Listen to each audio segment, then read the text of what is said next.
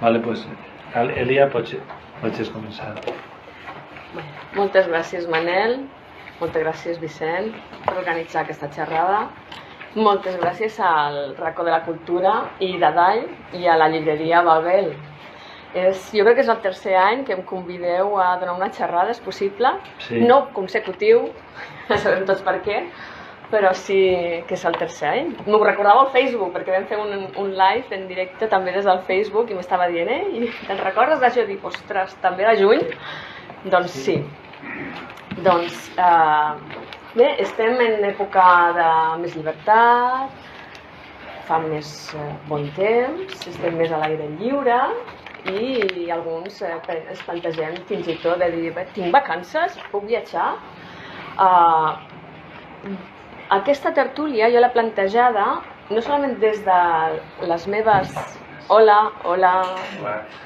des de les meves experiències pròpies, experiències viatjant per aquest meravellós món, sinó també des d'alguns pensaments, aforismes que certs escriptors, filòsofs, polítics, pensadors han escrit al llarg de la nostra existència sobre els viatges i la consciència. Des del moment que sap caminar, el nen sap viatjar, anònim. Doncs bé, jo he de reconèixer que jo crec que viatjo des de que vaig néixer pràcticament. Aquí el meu primer... Sí, soc jo, la meva mare. El meu primer vaixell cap a Mallorca. Anàvem a veure la família. I no tinc memòria d'això. Per tant, no és que viatge des que tinc memòria, és que viatjo des d'abans de tindre memòria. I de fet, per a mi, viatjar no és anar a un lloc, no és el destí, sinó és caminar. Com qualsevol ésser humà per aquesta vida. Ara, jo crec que d'un depèn com caminem per aquesta vida. Ho fem com a turistes, ho fem com a passejants, ho fem com a viatgers, de debò. Deixa que el món et canviï i podràs canviar el món. Ernesto Che Guevara. Aquí ja estem parlant de la consciència. De la consciència és aportar un coneixement. Tindre consciència és saber com aprofitar els coneixements que ens venen de fora,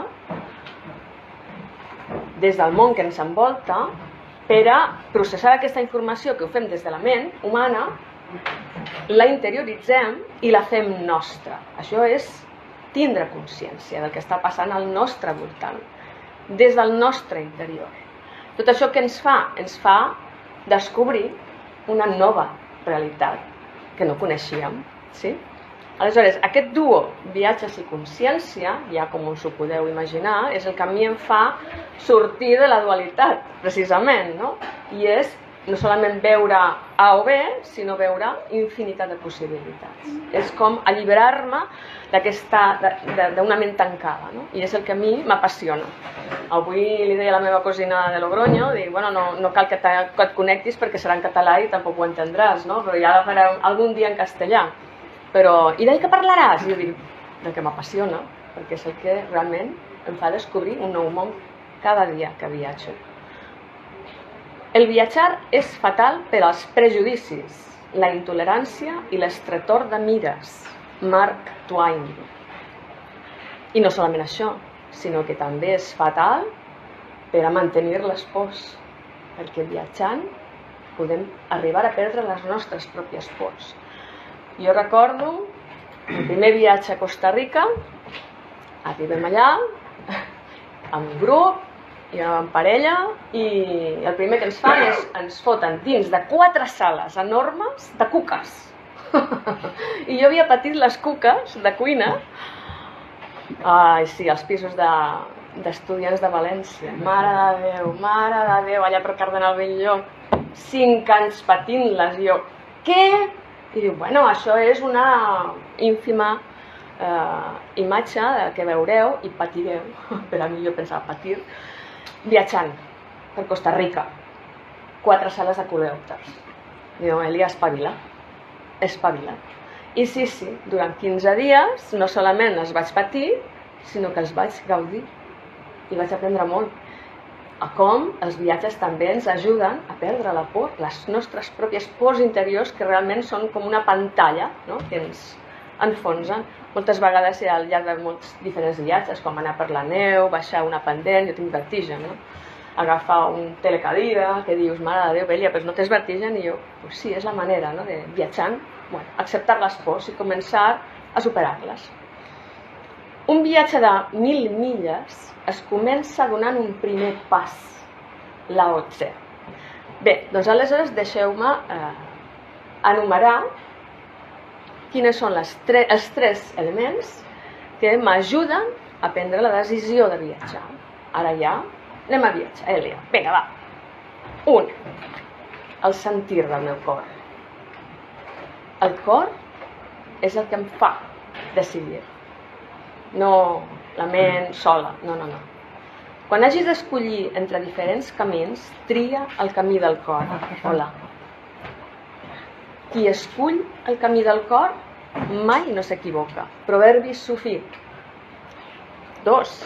La necessitat constant de sortir de la meva zona de confort, de sortir d'un entorn conegudíssim, la necessitat que tinc d'una promesa d'aquests nous coneixements que jo abans us deia, per a amplificar la meva consciència. I sobretot, no sé què passa, però tinc un desig incontrolable d'entrar en desequilibri, com aquesta magnífica girafa quan ha de beure. Això és el Parc Nacional de Tosha, a Namíbia, a l'època seca, on no n'hi ha aigua. I la poca que n'hi ha, els animals han d'anar a beure. I els depredadors estan allà esperant. I la girafa és l'única que entra en precari per a poder beure. Perquè no arriba. Així no arriba, a despaterrar-se. I ahir és quan l'ataquen, no li dona temps. Per tant, va en parella. Aquesta és una femella. El mascle anava a metres darrere seu. La va acompanyar fins a la vorera a beure aigua per entrar en precari. No va beure, estava vigilant el mascle. No va beure. Ella va beure i se'n va tornar. Dius, ostres, entra en precari. Doncs sí, no passa res. Ara, també tenia la col·laboració i l'ajuda de la seva parella, de la tribu. Parlarem de la tribu. Aleshores, tot això a mi em fa valorar més el que tinc cada dia. Ostres, sí, de vegades hem d'entrar una miqueta en la foscor per veure la llum, no? Perquè si no, sí, també diuen que quan hi ha moltíssima llum t'enlluernes i no veus res. Doncs, bueno, aquest precari, no?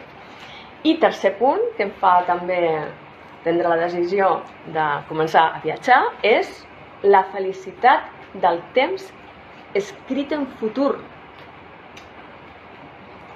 I no hi ha res més bonic que l'instant que precedeix el viatge, l'instant en què l'horitzó del demà ens visita i ens explica les seves promeses. Milà Kundera.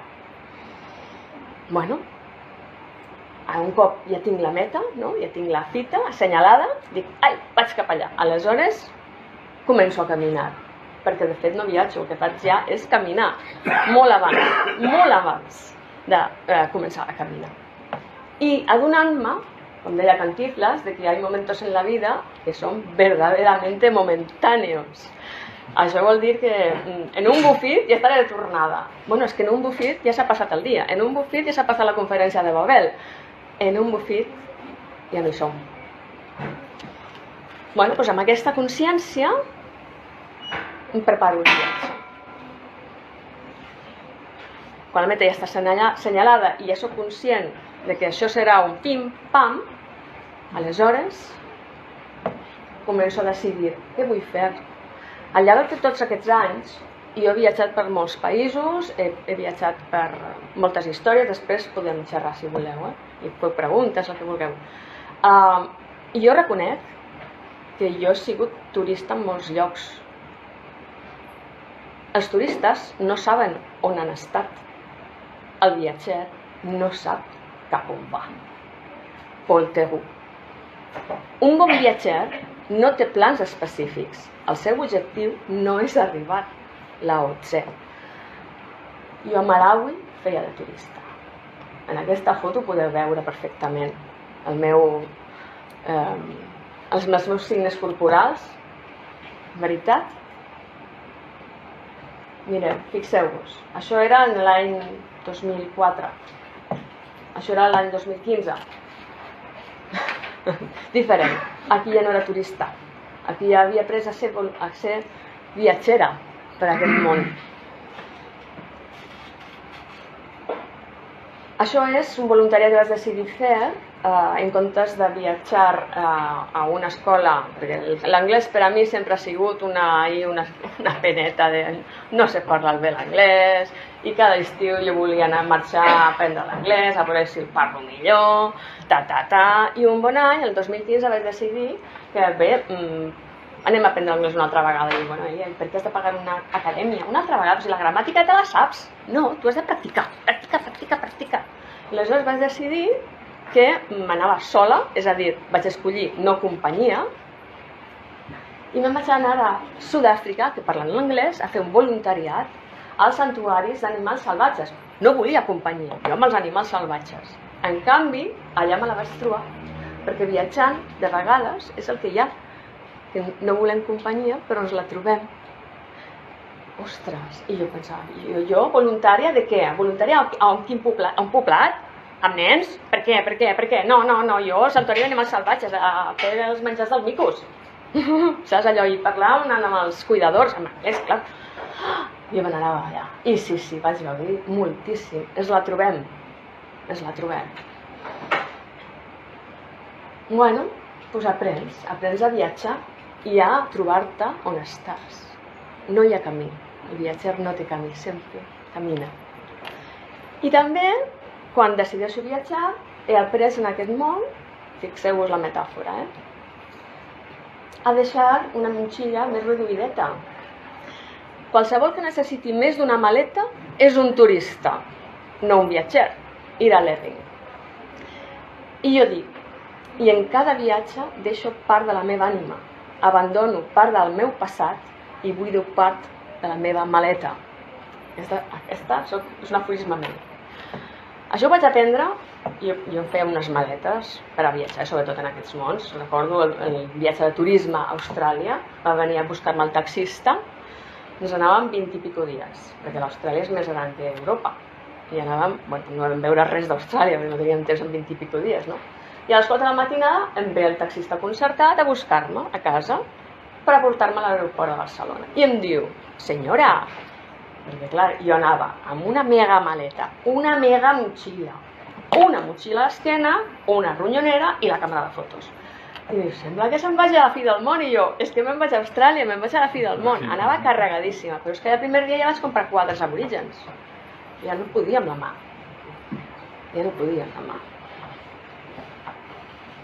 A la vida no has de posseir res més del que la teva esquena pugui carregar. John Krakauer. I això ho vaig aprendre a la selva de Borneo. Me'n vaig amb uns amics a Indonèsia. Viatjàvem per un munt d'illes. Primer destí, Jakarta. Just era el 2004. Encara no hi havia les restriccions de les motxilles dintre de la cabina dels avions. I allà ens recomanaven portar una muda. Ai, santa muda! Em van deixar portar una mega muda. Portava muda de tot. Mitjons, pantalons, samarreta, un altre jersei, l'anorac gruixut, tot això en una motxilla a l'esquena de copilot. Més el meu mega necessaire amb totes les cremetes, tot, i el botiquí. Senceret, pràcticament. I me'n vaig anar a Indonèsia. I arribo a Jakarta, i quina és la maleta que no apareix? La meva. Totes les parelles, home-dona, havien fet 2 maletes mixtes, per si es perdria una. Aquí van perdre les maletes a les úniques dones que viatjàvem soles amb una maleta. Sense maleta. Jo ja feia 2 dies, no passa nada, jo feia 2 dies que ja viatjava amb la mateixa roba de viatge. I la muda m'havia de durar tota la selva de Borneo, que eren 3 dies i mig més. I dic, pues ala, bueno, doncs me'n vaig anar sense maleta aquí, amb aquest vaixell per l'illa de Borneo. Ostres, que bé!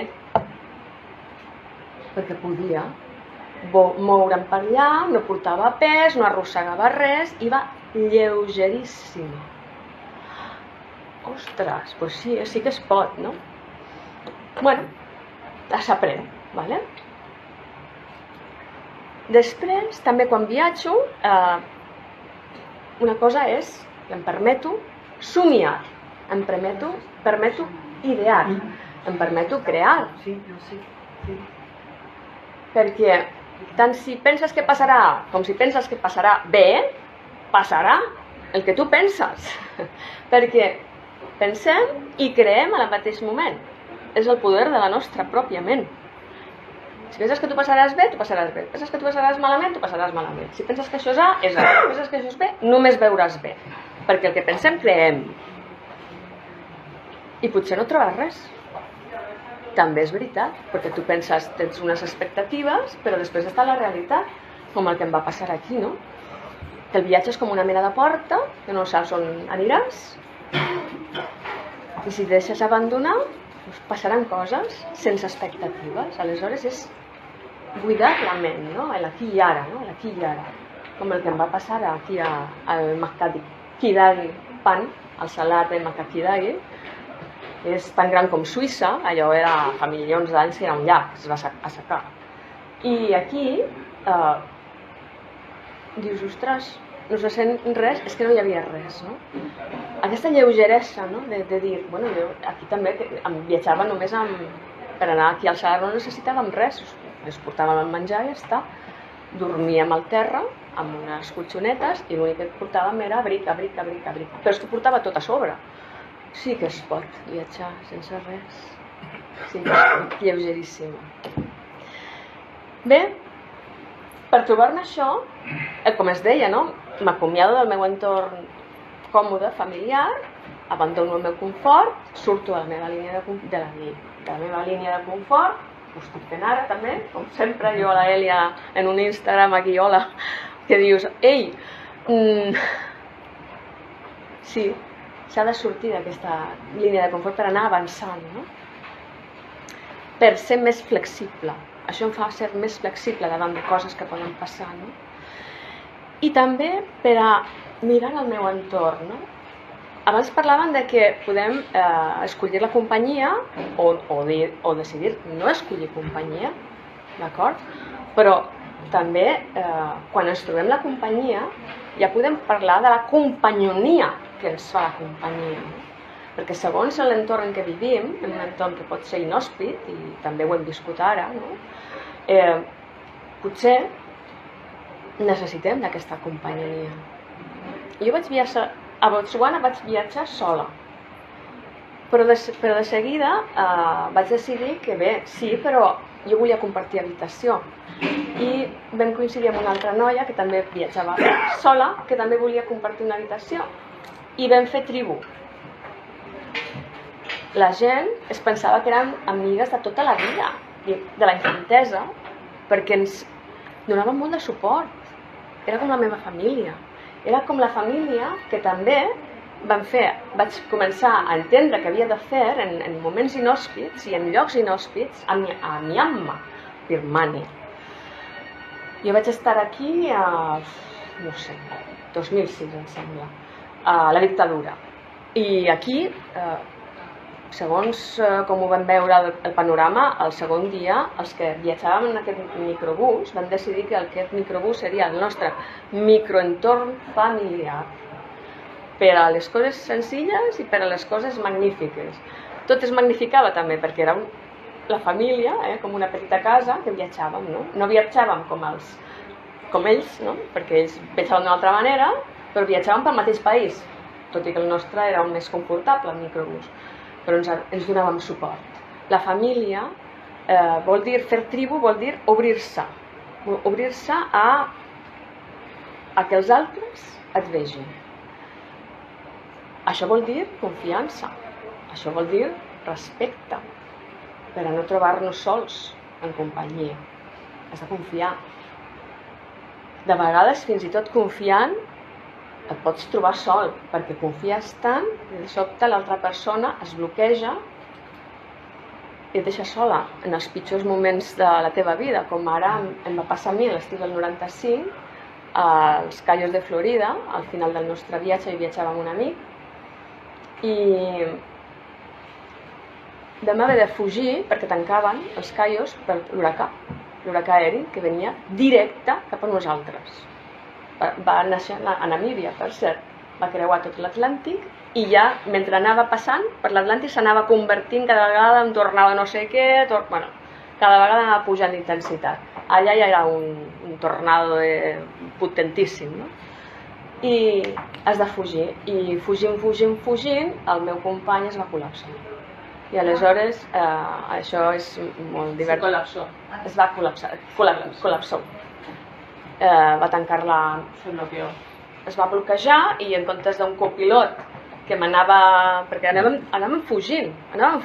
Vam arribar a Miami ens deien que una habitació només per a una nit. Però per què? Si tenim 3 nits fins al vol. I diu, no, és que se ha desviado, el huracán ahora pasa por aquí. Yo, pero no ha venido los Cayos, no, ahora ya pasa por Miami. ¿Y dónde vamos? Más para el norte. Bueno, vam arribar a Palm Beach, un lloc perillosíssim a les 12 de la nit, i bueno, tots els Miami Vice va venir a la meva ment i efectivament vaig veure que el meu company jo tenia un vegetal. I jo no podia sortir del cotxe perquè fins i tot veiem, quan dic Miami Vice és perquè els veiem, o sigui, els policies tancant cotxes amb pistola en mà davant nostre, enxampant lladres, bueno, era una zona perillosa, no? Com aprens a trobar-te sola en companyia també, no? Bueno, sí. Això és un relat que vaig guanyar el primer premi, en aquest relat el vaig escriure de Trekking i Aventura, un relat d'aventures. I bé, has de deixar-te perdre, per tant, també, no? Com ara també ens vam perdre, aprens a perdre't en situacions perillosíssimes. Ho dic en cronologia perquè tot el que vivim ens ensenya. A mi allà, a Miami, em van ensenyar que jo tinc molt de poder. Si controlo i no entro en pànic, puc prendre decisions amb molta intuïció i fer-ho bé. I quan va arribar al segon lloc més perillós de la meva vida de viatges, que va ser a Katutura, jo sabia que podia fer-ho bé. Perquè, com dèiem abans, tant si penses A com si penses B, tindràs raó. Perquè creiem el que pensem. Aleshores, jo ho tenia clar. Què va passar a Katutura? Katutura està al costat de la capital de Namíbia, que és Windhoek. Katutura és un poblat, que ara suposo que estarà millor, això era el 2014, és un poblat on viuen més d'1 milió d'ex-esclaus de Sud-àfrica. Van ser esclaus fins l'any 1992, em sembla, o 95, és cert. Eren mà d'obra esclava que feien servir els sud-africans per extreure els rubís o diamants, no sé què era, en les mines de Namíbia, ja a frontera amb Sud-àfrica. I els van alliberar, però aquesta gent els van alliberar sense res. I malviuen, ara començaven a obrir-se al turisme, però evidentment nosaltres no érem turistes a l'ús, érem dos...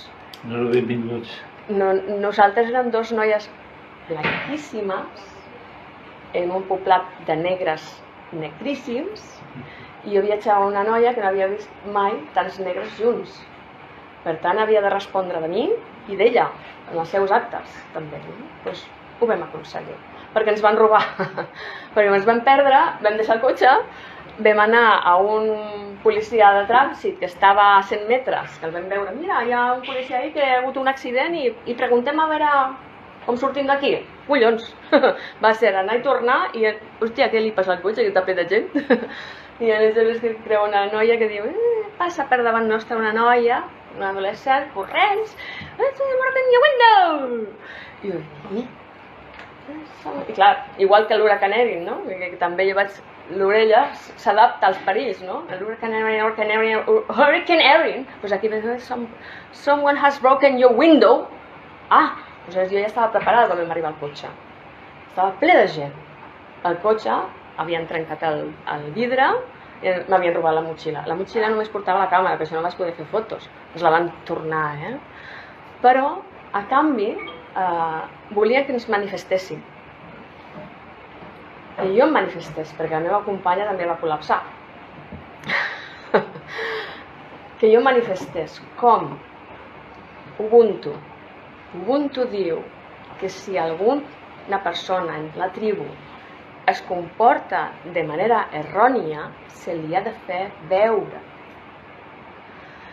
Ubuntu vol dir que un cop van enxapar, perquè van córrer darrere dels nois, eren dos nois adolescents, i els van enxampar i em van tornar la motxilla. Però, en canvi, va venir a buscar-me l'única dona policia que no patrullava pels carrers perquè és molt perillós per una dona, i allà estàvem les dues blanquetes, va venir a buscar-nos amb dos cotxes de policia per anar al Police Station, que és ahir darrere d'aquestes malles amb punxes. I per posar una denúncia, cosa que jo no volia, perquè jo no els vaig veure agafar-me la motxilla. El que sí que vaig poder negociar és manifestar-me, o sigui, ser conscient de que allà on anem sempre deixem empremta. Allà on anem sempre ens veuen. Volem que ens vegin? A mi ja m'havien vist. Nosaltres hi havia una distorsió en el seu món. Hi havien passat coses. Aleshores, com intentar arreglar-ho per a que ells continuen en la seva vida? Doncs sí, vam negociar una denúncia més lleugera, de que m'havíem tornat. Jo vaig veure dos nois que corrien, però jo no vaig veure que portava la motxilla, que els van enxampar i després em van tornar la motxilla. Tot això en anglès, ho van acceptar, em van tenir 2 hores més, ja portàvem 5 hores i tal. Ahir vaig aprendre, és tota una seqüència, la vida t'ensenya, no? Vaig aprendre que sí, encara que no vulguem, sempre deixem empremta. Això ja ho vaig veure i ho vaig aplicar també a Namíbia. Això ho vaig veure anys abans a Zàmbia, en el Parc Nacional de South Luangwa, que era la primera vegada que jo feia un safari per un parc ple d'animals com ara els lleons i els elefants, perillosíssims, i de bon matí, en un 4x4 completament descobert. Els dos guies, un era el conductor i l'altre portava un rifle, imagineu-vos. I nosaltres allà, i tots ens van dir, els elefants es veurem després, però els lleons podem aturar el cotxe, perquè en el moment que ho aturem no hi ha sorolls. I per els lleons és com si fóssim una roca gran, no? Aleshores ells poden passar per davant, però si no hi ha soroll i no hi ha res, doncs som una roca. Perfecte, efectivament. I allà que comencen a passar la lleona, fixeu-vos, aquesta foto és meva. Qui no portava una màquina digital en tot el 4x4? Jo. Què portava l'Èlia? L'Èlia portava una rèflex, que fa soroll, fa clic, perquè la digital no fa soroll. I tothom va fer fotos, i quan l'Èlia ja tenia la lleona allí, va fer clic, i la lleona va fer crash! I dius, ens veuen, encara que no vulguem, ens veuen. També s'ha d'aprendre d'això s'aprèn molt. Ens deixem que ens vegin com, ja sabeu, deixem empremta, estem acompanyats, fem tribu, i també, moltes vegades, deixem l'atzar en mans dels altres, deixem el nostre destí en mans dels altres. Molts anys abans d'anar a Àfrica, això ho vaig aprendre en un ràfting. Jo ho recordava amb un amic, el Toni Abad, està aquí, no soc aquella d'allà, no són amics tots. Vam fer un ràfting per la Noguera Pallaresa.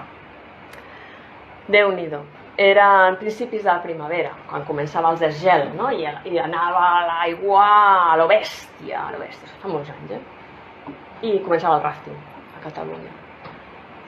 Quines cares de felicitat! Ara, què ens va dir el guia, que és l'últim que hi ha?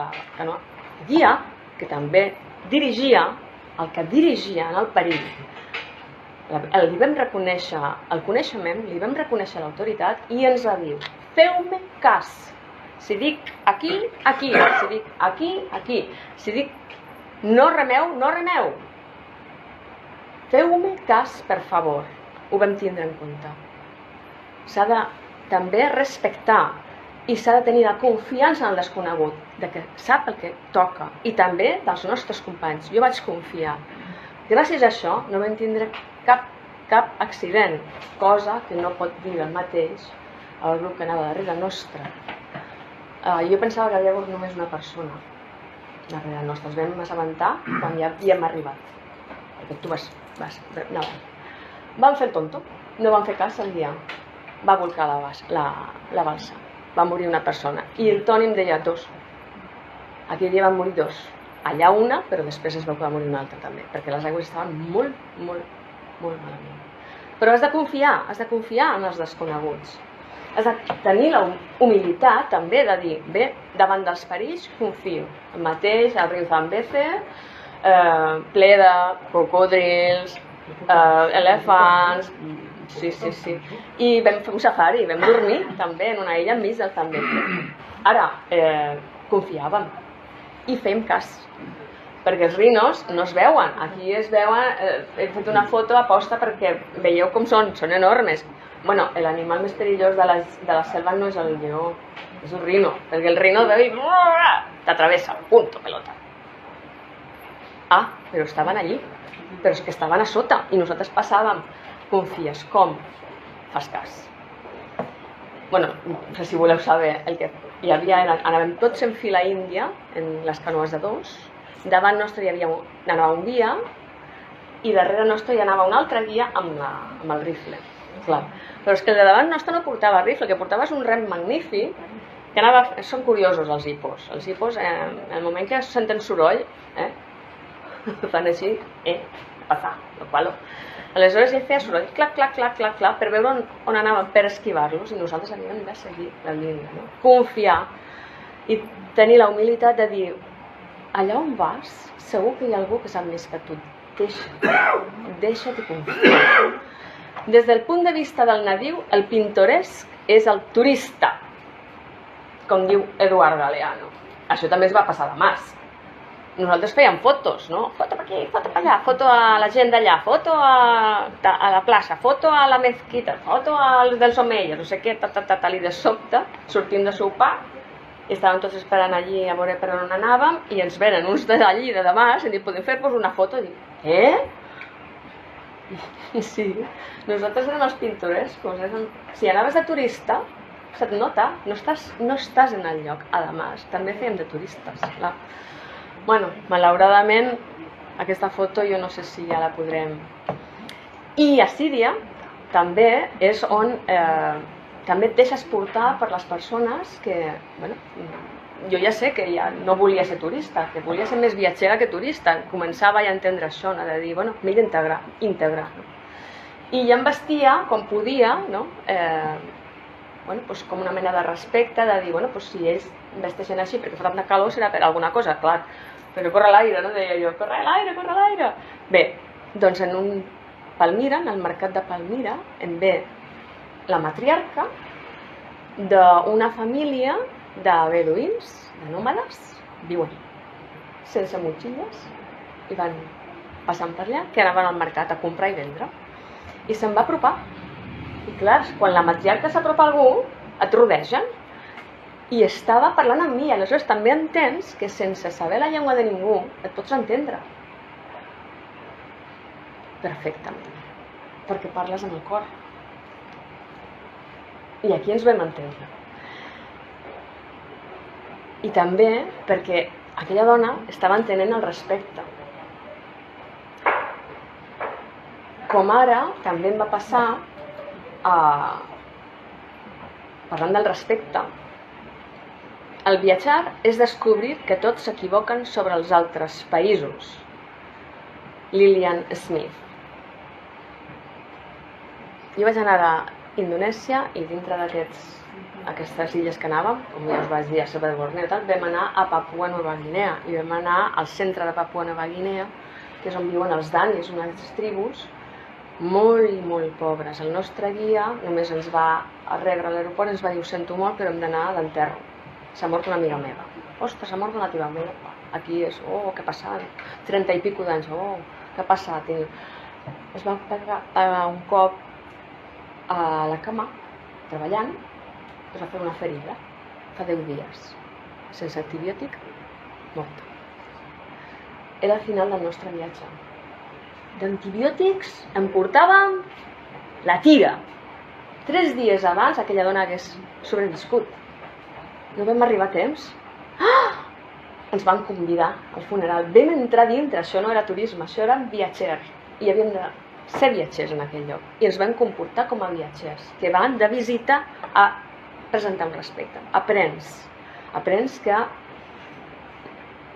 passen coses a la vida, que hi ha persones que tenen una altra manera de pensar, hi ha persones que tenen un altre entorn també. I aleshores, com deia Josep Conrad, vaig creure que era una aventura i en realitat era la vida. I en aquesta vida i en aquest viatjar també pots veure aquestes coses que passen i després pots veure barbaritats.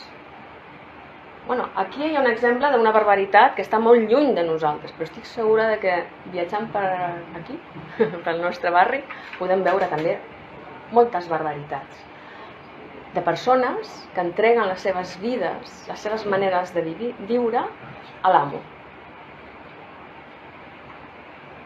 Per seguretat, perquè és el que toca, perquè és el que està ben vist socialment, com a l'Astoratge. Aquí hi havia un enterro de la matriarca d'Astoratge i van fer això és molt famós, és únic en el món, és una barbaritat.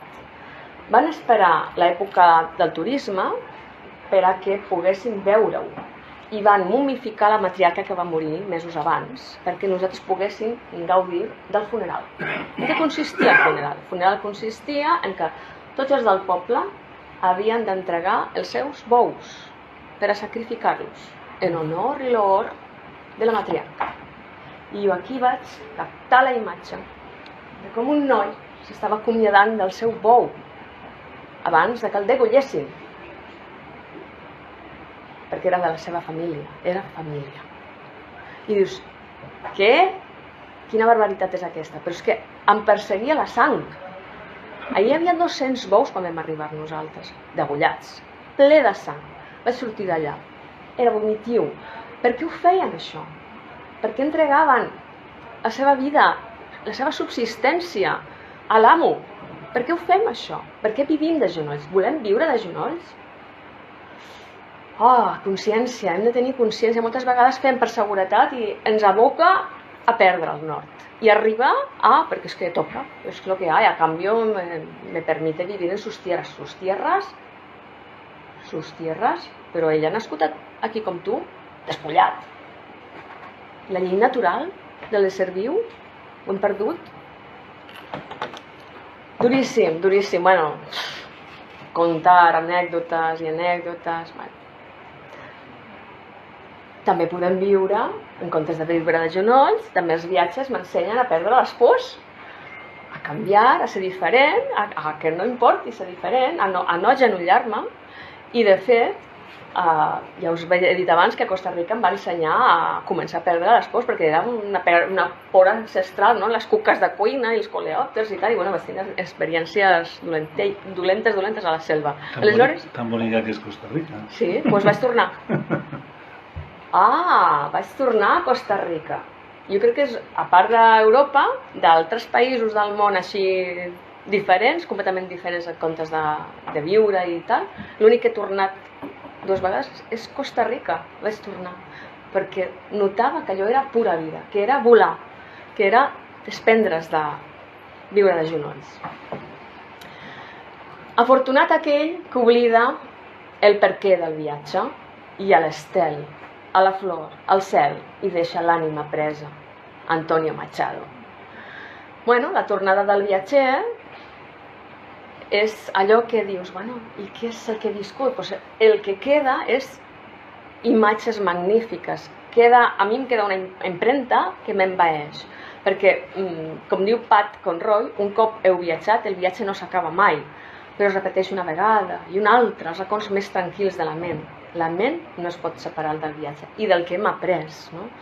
Bé, al final, en tots llocs hi ha amor de família i en tots llocs hi ha coses, éssers vius, ja no dic persones, éssers vius, com tu i com jo, com aquesta orangutana de Borneo, que quan va veure un grup que ens apropàvem, va sortir de la selva per ensenyar el seu nadó. Mireu que maco que és el meu nadó. I ens l'estava ensenyant. Disculpa, com tu com jo, és el que hi ha tot arreu, i això. Viatjar és més que veure el que hi ha per veure. És començar un canvi en les nostres vides sobre què vol dir viure, que continua en el nostre tarannà de forma permanent i profunda. Miriam Beard. Bueno, nosaltres podem decidir com ens volem trobar en aigües tèrboles, en bravides, que ens podem trobar per la vida, o en moments en què podem navegar en calma, com volem fer-ho, sí que ho decidim. Perquè, com deia Mae West, només es viu una vegada, però una vegada és suficient si es fa bé. I això ho tinc molt present. Només es viu una vegada, però una vegada és suficient si es fa bé. Si es fa bé. I al final les coses passen ahí fora i després està conscientment què fem nosaltres, no? Bueno, propera parada, Elia, on vas? Pues sí, me'n vaig. Ara que puc una altra vegada, després de 4 anys de no poder viatjar fora d'aquí, me'n vaig a Madagascar. Propera parada, al juliol me'n vaig a Madagascar, ja us ho explicaré. Tots els viatges tenen destins secrets sobre els quals el viatger no sap res. Martin Buber. Però realment, com deia Marcel Proust, nosaltres no és per descobrir, no, coses noves i tal, sinó que és per obrir-nos a les coses que ja hi ha amb nous ulls, amb mirar diferent. Això és el que realment significa viatjar per la vida. Perquè de fet, cada dia viatgem. No penses que no has d'anar lluny per viatjar i aprendre coses, no? És que cada dia, jo visc a Benicàssim, i cada dia és un viatge magnífic. Això és la sortida del sol, a punt de sortir, no? Cada dia és diferent, cada dia pot ser el millor de la teva vida, aquí i molt lluny, com a Madagascar, m'és igual. I com deia Mario Benedetti, no et vagis a creure tot allò que t'expliquin del món, ni tan sols això el que t'estic explicant jo, perquè el món és inexplicable. Per tant, el que sí que us convido és al vostre dia a dia, com jo faig també a Benicàssim, comporteu-vos com si viatgéssiu, per a gaudir del vostre entorn, per a gaudir de la companyia. Mireu als ulls a les persones amb qui us creueu pel carrer, amb qui veieu en una llibreria de Babel escoltant a una que està parlant de viatges i consciència.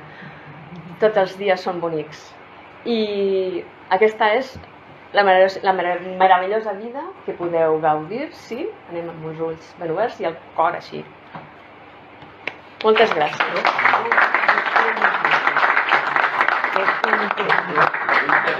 Vale, va, ara farem... Moltes gràcies a tu. Ara mos ha obert molts interrogants que tenim i ara, a veure, tu volies dir, Salvador? No. Tanques ja.